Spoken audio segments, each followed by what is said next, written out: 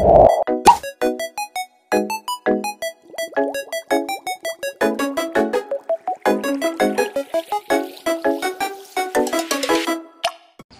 warahmatullahi wabarakatuh. Perkenalkan, nama saya Fauzi Tahir Kurniawan dengan NIM 23073114. Baik, di kesempatan kali ini saya akan melakukan observasi lapangan yang dengan mata kuliah teknik ototronik, yang dimana saya akan melakukan observasi tersebut pada satu bengkel, yaitu bengkel Lima Car Audio yang menerima atau melayani bengkel ini seperti servis, ganti oli, aki dan AC elektronik atau ECU. Dimana di bengkel ini saya akan melakukan wawancara kepada kepala mekanik bengkel ini, dan beliau selaku pemilik bengkel ini yang bernama Bapak Indra, yang biasa dipanggil orang atau konsumen, yaitu Bapak Hen atau Bang Hen. Di sini di bengkel ini banyak memperbaiki permasalahan tentang ECU, dan dimana ECU ini juga bermasalah. Ada penyebab hal-hal yang membuat ECU ini bermasalah. Jadi dimana bengkel-bengkel yang tidak mampu memperbaiki ECU-nya, maka tiap bengkel itu sering membawa atau mengantar ke bengkel ini. Mari kita temui Bapak Hen-nya atau Pak Indranya untuk kita melakukan wawancara tentang teknik ototronik.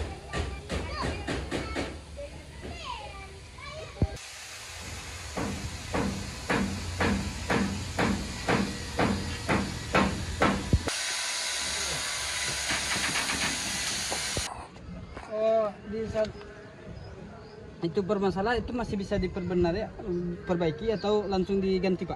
Kalau terski itu, kalau udah bermasalah, itu di dalam terski itu ada semacam sensor yang membaca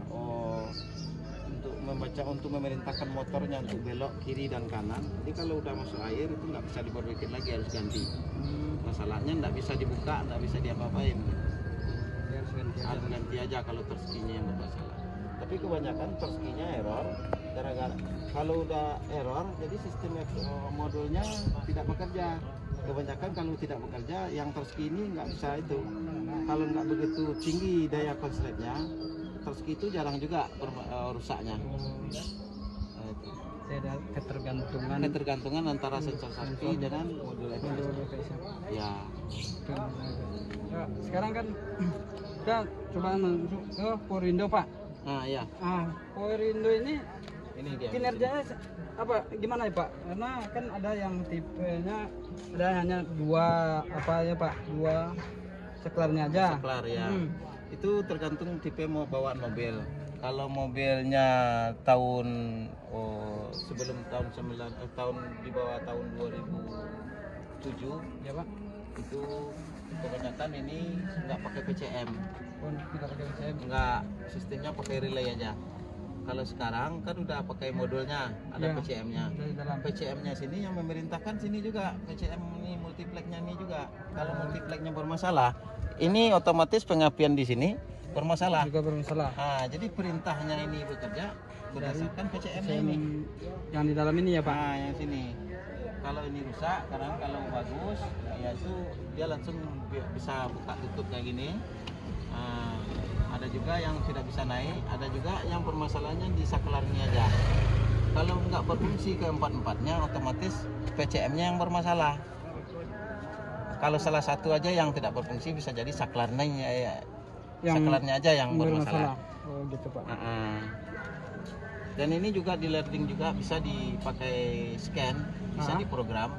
Kalau dia udah pakai kayak gini, umpamanya macet salah satu di sini. Iya, Pak. Kita scan dulu. Kita lihat dulu di VCM-nya ini. Kalau seandainya VCM ini nggak ada DTC, otomatis di sini yang bermasalah. Di saklar yang bermasalah. Kalau seandainya PCM ini di sini bermasalah, otomatis ini tetap bermasalah. Gitu Pak. Gitu. Itu bagi untuk sistem seperti sekringnya itu Pak. Itu sekringnya di sini juga. Di sini juga. Di sini Di juga. rumah PCM ini Pak. Iya, di PCM ini. Oh, itu tiap-tiap saklar ini memiliki sekring atau keseluruhannya Pak? Nah, dia kan pakai modul PCM. Ya. Jadi modul PCM-nya itu satu sekringnya aja. Oh, satu sekringnya aja. Iya, ada yang pakai 2, ada yang 1. Oh, yang ke tiap saklar ini nggak ada yang Nah, pakai Pak? nggak ada. Nggak ada. Dia cukup perintahnya pakai modul aja, ada modul PCM-nya. Modul PCM-nya ini memerintahkan untuk ini naik, mungkin tergantung modul ininya. Ini kan sistem manual nih. Oh, manual ya Pak. Manual. Tapi yang memerintah ini kan jalan, harus perintah ini juga. Saling ketergantungan dia. Saling ketergantungan. Jadi ujung-ujungnya nanti kita nyampe juga di dasar pengapiannya dari mana. Tergantung aki juga dasarnya. Kalau untuk aksesoris yang ada di mobil. Lain lagi yang di ECU. Kalau di ECU perintahnya di sini juga. Ya. Itu tergantung ECU. ECU-nya bagus apa tidak gitu. Kalau ECU-nya bagus, nanti bisa di-scan apakah bermasalahnya di sini atau di CU-nya bermasalah atau salah satu sensornya yang ada bermasalah. Ada bermasalah. Iya. Oke Pak.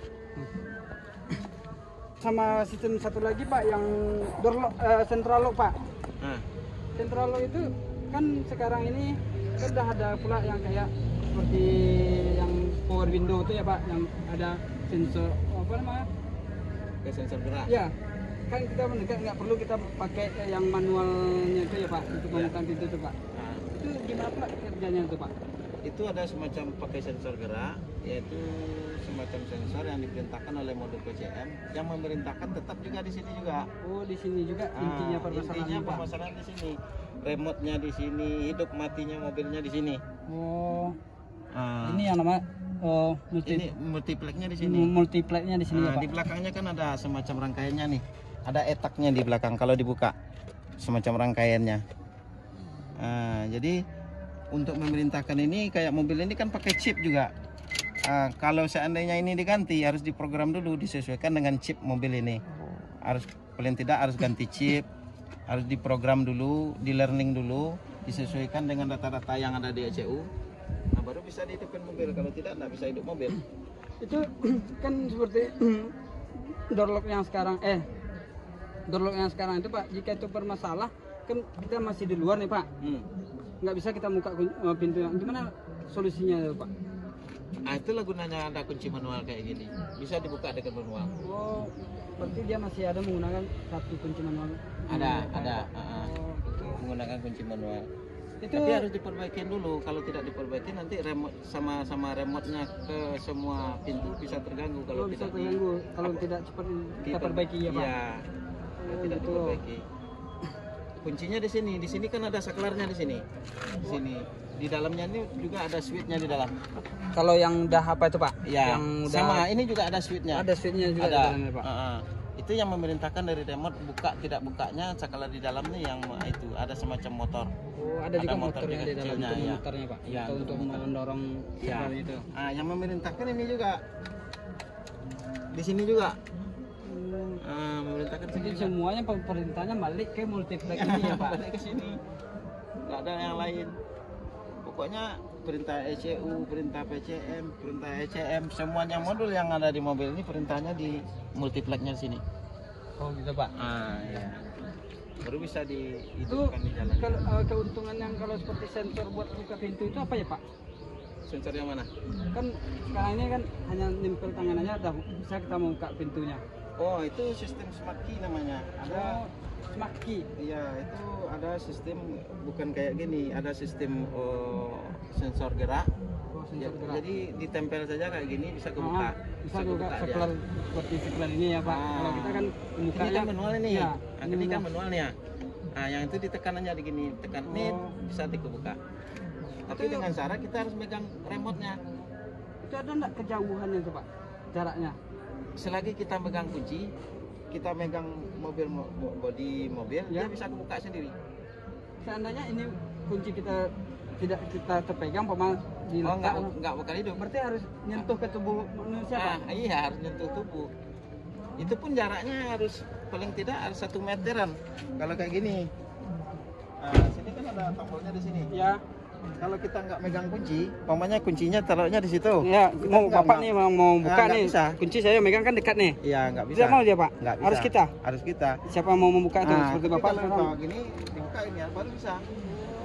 Gitu. Jadi dengan jarak 1 meteran baru dia bisa. Diginiin kan? Ya. Nah, Tapi jadi walaupun pakai bapak sensor dekat, sentuh dia. tapi kunci nggak bapak pegang, Nggak dia bisa. nggak mau. Nggak bakal kebuka. Berarti dah ada antara elektroniknya itu ke manusia ya pak. Iya, udah ada. Akhirnya nanti manusianya jadi robot juga nanti Oh ujung-ujungnya, iya, Pak. pasti. Di Jepang juga udah Iya. bikin robot orang.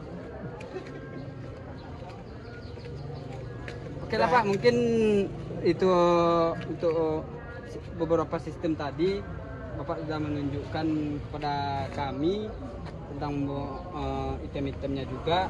Inilah mobilnya CRV tipe apa Pak? Ini 2,4 nih. 2,4. Iya. Ya. Dan kebetulan di sini lengkap semuanya yang mau kita wawancara sama Bapak tadi, dan Bapak sudah menunjukkan juga beberapa komponen intinya aja ya Pak ya. Iya.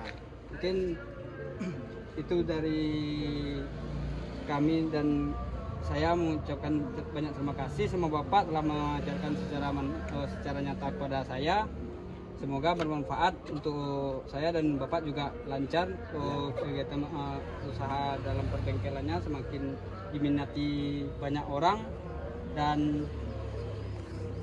makin jaya dan majulah ke depannya untuk perbengkelan ini Pak. Amin, amin. Ya.